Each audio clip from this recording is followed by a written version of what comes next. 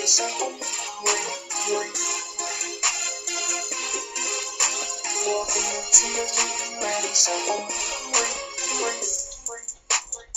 to TSG, land is up on the great. Rise up to us, you will see your fate. Fuck your animals, you religious, that cheap shit. You don't play that hit, we defeat that shit. No matter who you are, if you get caught doing that, gotta come take our bozos around the league and coach show. Shout out to the BH, Cartel and the Illuminati crew. Cincy 4634, Rio Doorbell, just to name a few. This is your commission, Roger the Devil, the Walrus, just monkey. Thanks for the support from our co-commission Tommy in Jersey. We try to have a ball like we see in life every day. If you think you got what it takes, go to the simgamer.com and let's play. Welcome to TSG, Lego.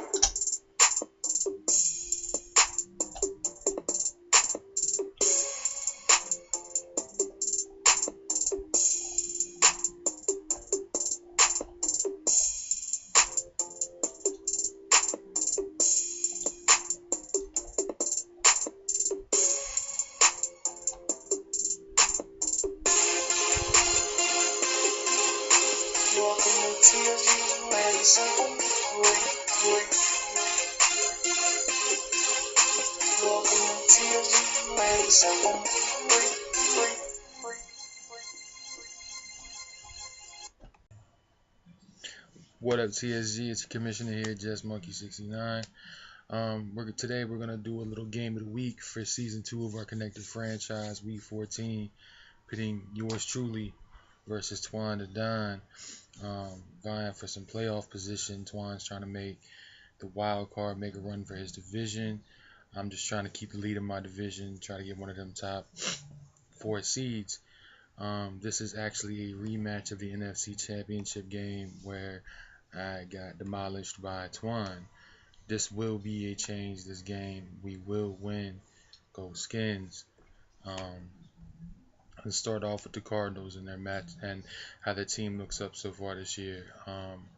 Started out rocky. Carson Palmer retired on them. They signed Alex Smith in free agency. They drafted rookie David Fales. Smith was doo-doo, so they traded him for Sam Bradford. Bradford stunk it up. 43.3 quarterback rating, 2 TDs, 8 INTs, 52% completion. Insert David Fales, who said he wanted a damn job. 123.7 quarterback rating, 5 TDs, 2 INTs, 899 yards at a 73% completion percentage since he has taken over. Now, part of Twan's struggle this year has been his QB issues. That's why we've seen a little up and down season from him, where he's won his first 3 games. Then he had 3 straight losses to the Giants, Rams, and Ravens. And then he ended up bouncing back with 2 straight division wins against Corn and Oso Bowl. Now, Twan's not been known for his offense this year, but if you look, his offense isn't too bad. His offense, to me, is better than its 21 overall ranking because he does score about 31 points a game. His leader on the rushing side is Kendall Hunter. He's averaging 8.1 yards a carry with nearly 1,300 yards and 10 touchdowns. The TD guy, though, the big red zone guy, looks to be Rashard Mendenhall, who's averaging 5.5 yards a carry but has 17 touchdowns on the season. Twan is actually a really good rushing offense with 28 total rushing touchdowns. Now, the receiving core, I mean, you have, good old steadfast Larry Fitzgerald with his 35 catches, 511 yards, 14.6 yards a clip, 4 touchdowns. Big touchdown dude is tight end Hausler. He's got 416 yards in a year on 27 receptions and 8 TDs. Twan likes to spread the ball around. He's got 5 players with 20-plus receptions. On defense, you got Calais Campbell leading the way on sacks with 7. You got linebacker Sam Acho, safety Duke Williams, safety Tyrone Matthew, all got 4 INTs. But Matthew is a destroyer on defense. He has the 4 INTs to go along with 3 forced fumbles. His zone defense definitely, Twan's zone defense definitely causes a lot of interceptions, and his big hitters cause turnovers. I think they have 25 turnovers on the season. He's currently ranked 21st on offense by yards. He's averaging 31.3 yards a game. His defense is where it's at. It's number 5 in yards, number 4 in points. Other than that, like what their defense does is pressures and interceptions and fumbles is pretty close to what the Redskins are doing this year. He has 26 sacks, 3 fumble recoveries, 23 INTs, which puts him in the top 10 in interceptions and turnovers. Um, his offense turns the ball over a little bit though, because he only has a plus 2 turnover differential for all the turnovers his defense creates. Um, Special teams might be a weakness for him because the special team is not generating any points at all. No kick returns, no punt returns, nada. Um, that's a little breakdown of the Cardinals. Now on to your Washington Redskins. They started out the season 0-2, um, got a win, then went to 1-3. They won 5 straight after that. They went on a march. They said we're going back to our game plan. Give the ball to MVP Alfred Morris. Let him do his damn thing. Then they were up by 21 to the Giants, and the Giants ended up somehow coming back, and the Redskins even had the ball with a minute to go and couldn't get a first down to get the win. Or they would actually be at 8 straight now because they came back and won the last 2 of the season. Their offense is the number 6 overall offense. They're averaging 38 points per game. RG3 is turning the ball over a little bit more this year than he normally does than he did last year. He's got a 101.6 QB rating, 2,240 yards in the air, 23 TDs, but at 16 interception numbers is horrendous. He's taking a lot more sacks too because he's taking a lot more risk with his feet. He's only completing 59%, which is down from the season high 70-some% last year. But hopefully he can get it turned around and hold on to the ball a little bit better.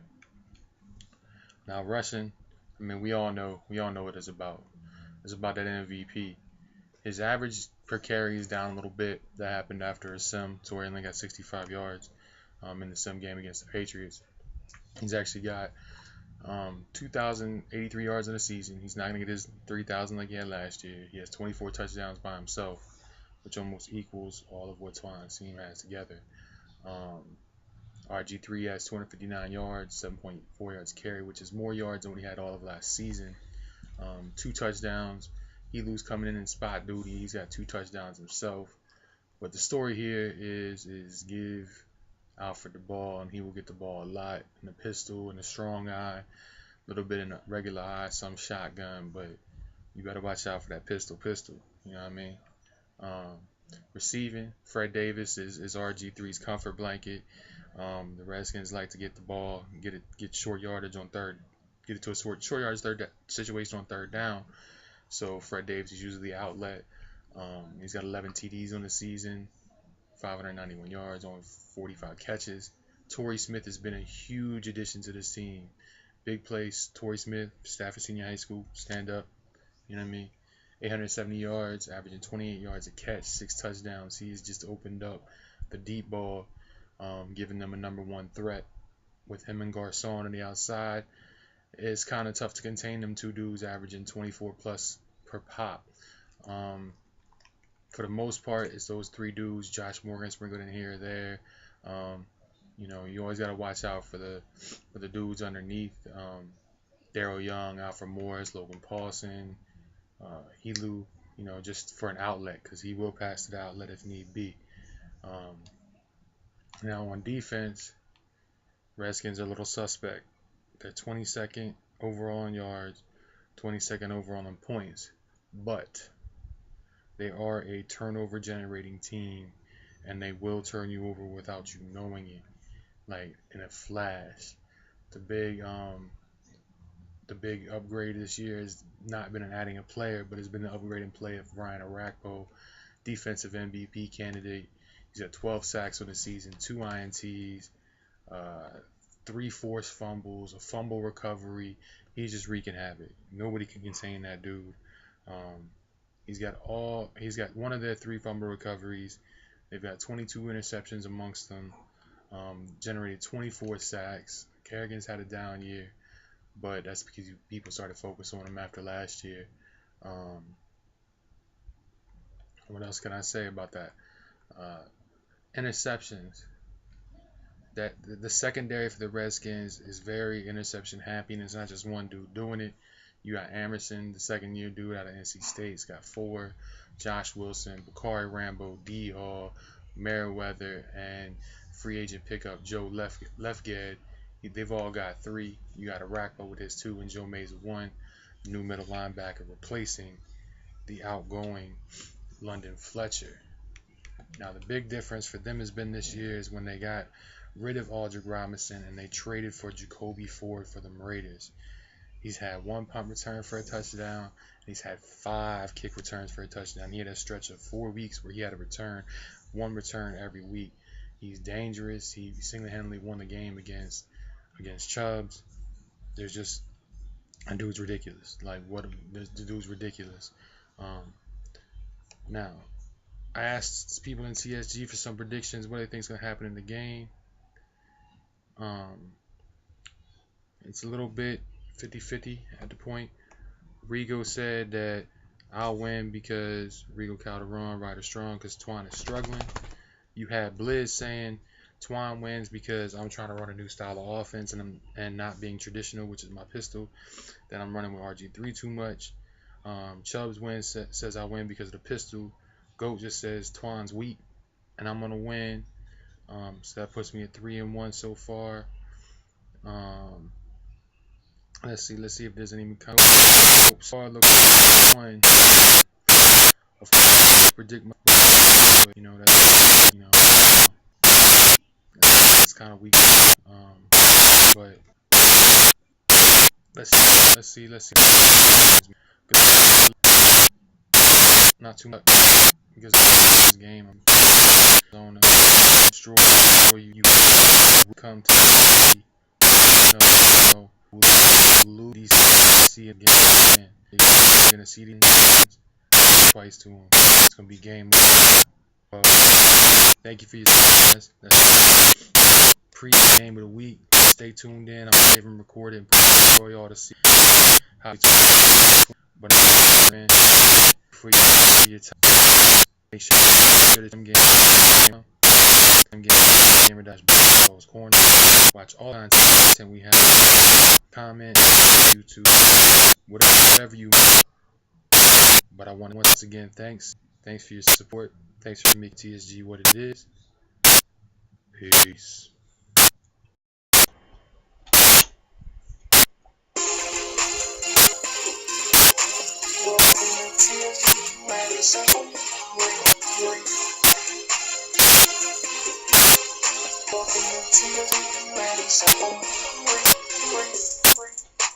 Welcome to TSG, and it's up on the great concept to us. You will see your fate. Fucking animals, you glitches, that cheap shit. I hit, we defeat that shit. No matter who you are, if you get caught, you gotta go take our bows around the league and coach shit. Shout out to the BA, cartel and Illuminati crew. Cincy 463, real dog out. Just to name a few. This is Miss Roger Devil, this monkey. That's what's Coca Miss Topic in Jersey. Try to ride a ball like we see in life every day. If you think you got me to go to the simgamerate.com and let's play. Welcome to TSG, Lego. Welcome to TSG.